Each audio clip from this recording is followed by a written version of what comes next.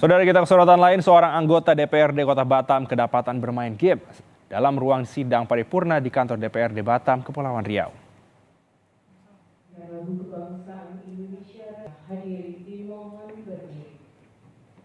Anggota DPRD Batam dari fraksi PAN, Haji Sahrul kedapatan bermain game pada Rabu lalu dalam ruang sidang paripurna.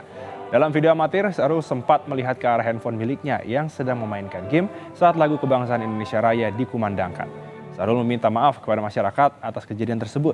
Sahrul mengatakan dirinya mengisi waktu bermain game karena sidang paripurna sempat molor.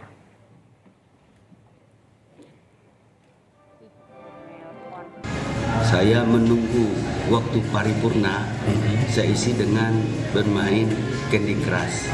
Jadi dalam hal ini bukan slot atau judi itu. Saya nggak paham dengan slot judi itu. Jadi saya tegaskan sekali lagi, itu memang saya bermain Candy Crush sebelum paripurna dimulai.